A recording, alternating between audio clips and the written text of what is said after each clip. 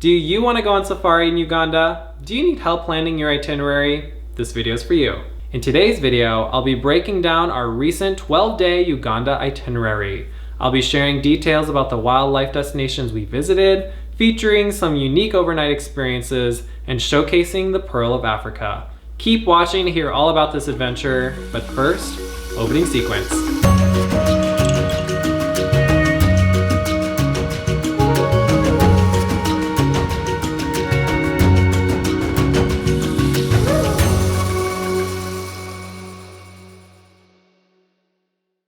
Hello wildlife watchers and nature explorers, welcome back for an all-new Safari Insights video. My name is Jeff Heyer and I'm a safari travel advisor. This means I help people arrange safari itineraries and wildlife destinations all across Africa. Kenya, Tanzania, Rwanda, South Africa, where would you like to visit on your safari? To start planning your trip, all you have to do is send me a safari inquiry. You can find that link in the description below. Find that link, fill out the form, send it my way, and I'll get back to you in 24 hours or less. I look forward to receiving your inquiry and sending you on an unforgettable trip. One of my favorite destinations that I cover is Uganda, the Pearl of Africa. I've had the privilege of traveling to Uganda several times, being one of the most biodiverse places in the world, boasting 10 national parks. Uganda keeps me coming back to explore all its natural beauty. Some of you may have been watching our daily travel vlogs, documenting our most recent trip there. I hope you've been enjoying the full experience by watching those videos. You know what, Shelly? We're always up to something, aren't we? We are.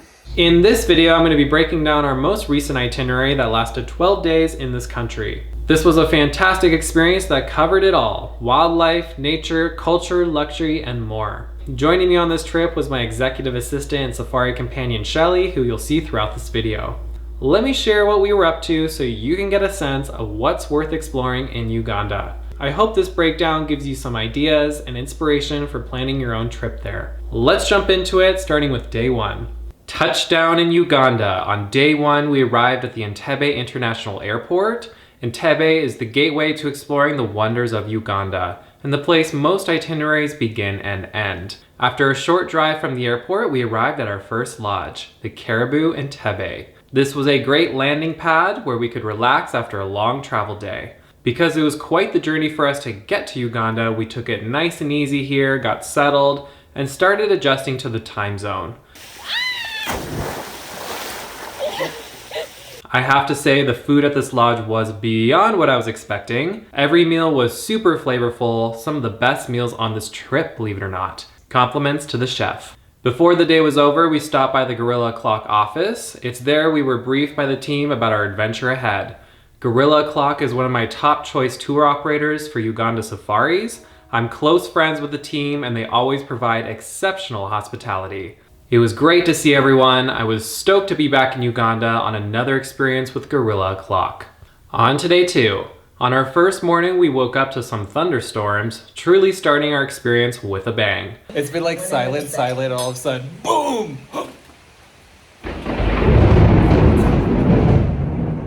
While watching the sky light up, we enjoyed our final meal at the Caribou Entebbe. After a yummy breakfast, we loaded up the vehicle and met our awesome guide, Fenny, who instantly became our best friend. We were so lucky to have him as our local guide and driver throughout this trip. On the road, we picked up all kinds of fresh fruit. There's so much amazing produce in Uganda. The climate here supports so much agriculture. It's definitely worth stopping at local markets to try all the fresh produce. A few hours on the road and we arrived at our first stop, the Ziwa Rhino Sanctuary. This is the only place in Uganda where you can find rhinos. In the 1970s, rhino populations were eradicated due to poaching, habitat loss, and civil unrest.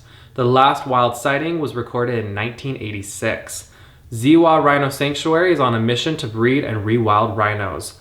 Right now, there are 41 of them here. The goal is to increase the number to 80 before rewilding them in the wildlife parks.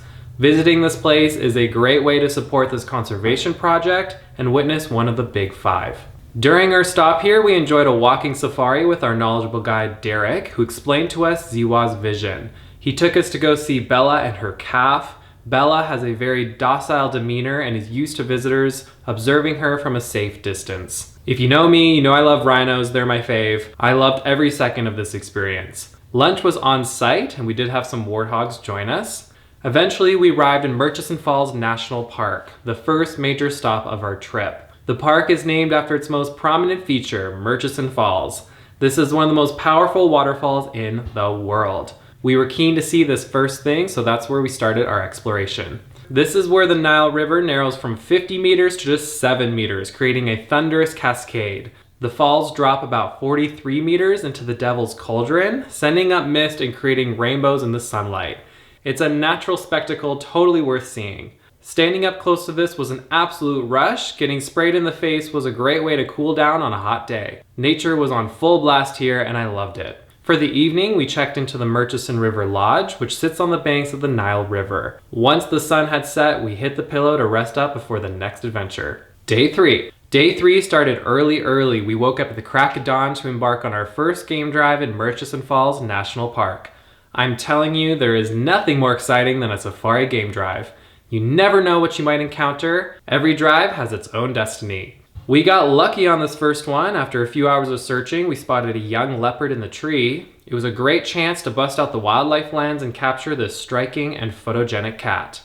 Murchison Falls totally exceeded my expectations. It was a gorgeous area to explore and we had a ton of luck spotting wildlife. Nature nerds, you'll appreciate this. Something worth mentioning is that there are several unique species found here that are rare to find in other parts of East Africa.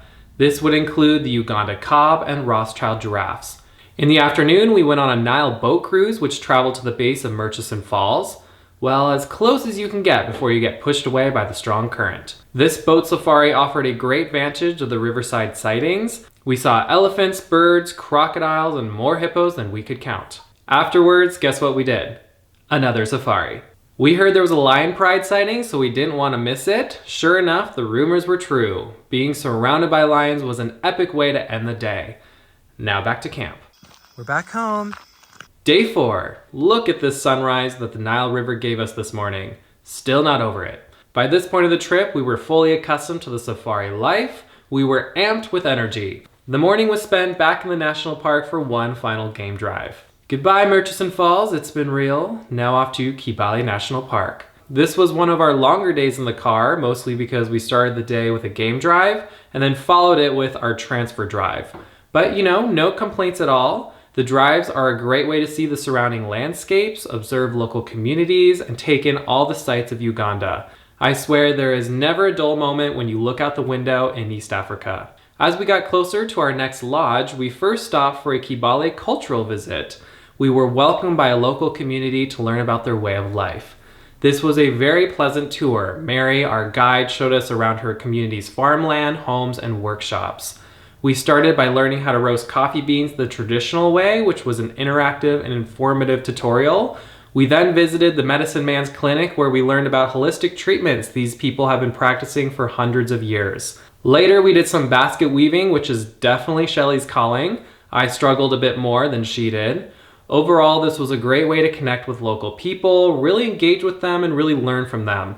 They love visitors because they get to express and share their culture with us. They also greatly benefit when visitors purchase their handcrafted goods and self-grown produce. On this tour, we did a big souvenir and gift haul. Home for the night was the Izunga Lodge, which had sweeping views of Kibale. Once we were checked in, it was time to get some rest before the big day ahead of us.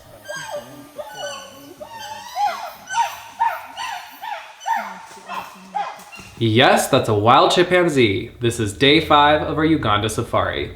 It's time to go find wild chimps in Kibale National Park, which is known as the home of the primates. This was an exciting day because it was time to embark on our first wildlife trek of the itinerary, chimpanzee tracking. We woke up at the Izunga Lodge, which was only a few minutes away from the park headquarters. Once we were checked in for this activity, we were briefed and met our guide and wildlife tracker, Procy. She was phenomenal. So we prepared for a long day of trekking because you never know how deep into the jungle you'll go before finding chimps. But much to our surprise, we only had to hike about 10 to 15 minutes from the starting point before finding them. I've heard of some trekkers hiking most of the day before locating the chimps. It was just our luck that we didn't have to venture very far to find them ourselves. Observing wild chimpanzees was a dynamic and heart-racing experience. The family we watched started high in this fig tree and then suddenly came down to forage on the forest floor. Procy continued to track them as they dispersed into the forest. These trackers are very skilled at what they do. I was thoroughly impressed that they could locate these animals in the thick vegetation. There was so much going on, I needed 8 sets of eyes to keep up. We were in the middle of Chimp Empire. They were very verbal this morning.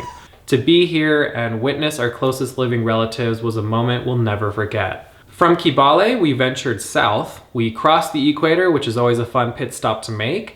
Not much later, we arrived at our next safari destination, Queen Elizabeth National Park. We had a little bit of time to enter the park and get a first taste of this beautiful wilderness before making it to our next accommodation, the Marafiki Lodge. This is day 6. This day was all about exploring Queen Elizabeth. This is one of Uganda's most popular and most biodiverse national parks. It's known for its diverse wildlife, including elephants, lions, hippos, and chimpanzees, as well as its stunning landscapes of savannas, crater lakes, and the Mgahinga Channel. The park is also a haven for bird watchers with over 600 species of birds. In the morning, we enjoyed a rather rainy game drive. Because we traveled during the off-season, it felt like we had this park all to ourselves. It was amazing. Lunch was back at our camp, and let me tell you, this lunch was wonderful. Fresh, feel-good food. I could subsist on this forever. Next on our agenda, a wildlife watching boat cruise. The one in Murchison was so much fun, we wanted to do something similar here, and it did not disappoint. Both of us really enjoyed this cruise. You can have your music festivals and spring break party trips, just let me have bird watching boat cruises. This was a fantastic photography opportunity with the riverside birds and animals being so close. Later, we spent a relaxing evening at the lodge. This was a serene and peaceful place that overlooked the park. Day 7. It was hard to say goodbye to the Marafiki Lodge. We arrived here a guest and left a friend. Now on to our next lodge in Ishasha. The Ishasha Sector is still part of Queen Elizabeth National Park, but it's its own section worth exploring. On our way there, we were sucked into a butterfly tornado. We saw millions of them, comprising 220 species. We then arrived at the Ishasha Wilderness Camp. I just love this place. It checked every box for me. After an exquisite lunch, believe it or not, we had some downtime. Our schedule had been so jam-packed up until this moment that we took it easy and relaxed at the camp. We drew some pictures and okay, that's enough. It's time to go back on safari. Did someone say safari? This was one of our most immersive stays on this trip. We really felt like we were in the heart of wild Africa. In our open-air tent, we could hear the sounds of the Ishasha River running by, last thing before bed and first thing in the morning. Day 8. I started the day by waking up early to edit content from this trip, much like the video you're watching right now. Then breakfast. Here comes the adventure vehicle. Let's go explore more of the Ishasha Sector. It was a very buggy morning here, so we had to rock the head nets. On a scale of 1 to New York Fashion Week, how fashionable do we look? We really enjoyed our wildlife sightings in Ishasha. It was a very quiet time of year, and it truly felt like we had the entire park to ourselves. Traveling during rainy season is so underrated. Ishasha is well known for its tree climbing lions. After searching for 36 hours, we finally spotted them. It was fascinating to watch them up in the trees like this. In the evening, we drove through the rain and arrived at Bwindi Impenetrable Forest. We were so excited to be back in this magical part of the world, especially with Feni, who was born and raised in this region. When we arrived at the national park, we checked into the Bahoma Lodge for a cozy night. We had our very own cottage up on the hill. It felt like a dreamy treehouse. Day 9 was all about gorillas. We woke up early, grabbed breakfast from our lodge, and geared up for an adventurous day of hiking. Bwindi is a perennial rainforest which is home to nearly half of the world's remaining mountain gorillas. Eco-travelers like myself from around the world come here for the chance to witness these endangered animals in their natural habitat. Gorilla tracking truly is one of the highlights of my life. When we checked into our trek, we met our exceptional guide Uganda, who briefed us on the experience ahead. It's here we learned that our assigned gorilla family was the Ruche Gura group. I couldn't wait to meet them. We had a full squad with us, 8 eco-tourists, including myself, 1 guide, 2 security personnel, and a porter who we hired to carry our packs. If you're wondering, the firearms are just a precaution and are not meant for gorillas. They're meant to scare away forest elephants and buffalo might we encounter them on foot. After a couple hours of hiking, our guide was notified by a group of gorilla trackers that the Ruche Gura family had been located. All of a sudden, we were surrounded by gorillas. They started popping up in all directions, coming out of the bushes, down from the trees. The Rushaguras, everyone. Gorilla tracking is a unique eco-experience that benefits both the environment and local communities that neighbor this habitat. Permit cost for this activity goes towards park management, research, and protection, which employs many local people to work these positions. This was truly a remarkable experience. The impact it has on conservation makes it even better. We were on such a high after this activity. We made it back to our lodge for lunch before enjoying a complimentary 30-minute massage. What a luxurious surprise that was. Afterwards, we decided to explore Bahoma, which is a short walk away from the lodge. Our friend Gloria, who runs a community nonprofit, toured us around a mushroom farm. Visiting Bahoma isn't just about gorillas, it's about learning from the local communities as well. This was a full day, and when we made it back to our lodge, we were spent. All this activity led to one of the best sleeps of my life. Good night, everyone. Put on your hiking boots, we're going on another jungle trek. This is day 10. Bwindi was moody this morning. The rain created its own kind of magic. On this day, we went trekking through the forest again, this time not to see gorillas, but to get to our next lodge. There was a possibility we could run into gorillas again on this hike. This guided hike was spectacular because we got to take a closer look at this habitat and learn about how everything in this ecosystem is interconnected. We talked about the plants, the water system. We even learned about how there's a whole ecosystem living in an elephant's footprint. We also learned about Bwindi's cultural significance and how this sacred forest is intertwined in the local heritage. Hiking from Bahoma to Nkuringo was about a 22-kilometer hike. It ended up being shortened a bit for us because they were doing maintenance on the last part of the trail, so we logged 17 kilometers before getting picked up by a shuttle. Even though it was raining all day, it was nourishing to get outside and experience Bwindi's pristine, untouched nature. The soul felt alive after this. At the end of the day, we traded the wild for luxury because we love the two extremes. We checked into this beautiful lodge where our luggage was waiting for us. This is day 11. After a couple days of trekking through mud, it was time for a day of total rest, recovery, and relaxation. We decided to fully indulge and enjoy this luxury lodge. This is the Nkuringo Bwindi Gorilla Lodge. Seriously, this place was next level, and we wanted to take advantage of all the scenery and high quality amenities while here. Where do I even begin with this gorgeous property? It was just unreal. Overlooking 3 countries, yes, 3 countries, you really feel on top of the world. It overlooks not only Bwindi here in Uganda, where we just explored, but also the Virunga Mountains in Rwanda and the Congo. In essence, you can see every wild mountain gorilla in the world from here. One of my favorite features at this lodge was the flourishing garden that spilled over the hill. We watched the chefs pick fresh herbs and ingredients right from this garden before preparing our meals. This is a farm-to-table dining experience. Uganda's soil and climate cultivates the freshest fruits and vegetables. Everything was sublime. We were so grateful to be here and to enjoy this slice of paradise. A highlight from this day was having a sundowner on the top of the world, as they call it. This is where we had a private picnic overlooking these sweeping views. I want to mention that a core principle of this lodge is sustainability. The use of solar power, rainwater harvesting, and waste management systems are all designed to minimize the environmental impact. The lodge supports neighboring communities by employing all local staff, including servers, tour guides, and artists. Thank you to the Nkuringo Bwindi Gorilla Lodge for the exceptional stay. It was very hard to leave this place, but the adventure was to continue. This is day 12. Another day, another trek. We woke up hyper early to track golden monkeys in Mgahinga Gorilla National Park, a place where gold meets silver. When we checked into this activity, some local performers greeted us very vibrantly. This is Patrick, who was our guide for the trek. He was such a kind soul. On this hike, we enjoyed views of the Virunga volcanoes, the clear weather, and several chameleon sightings. Observing the monkeys once we found them was very stimulating. This family had over 100 members. They were fast-moving, dynamic. There was a lot of action to keep up on. Some were even competing with one another over certain trees for the best fruits.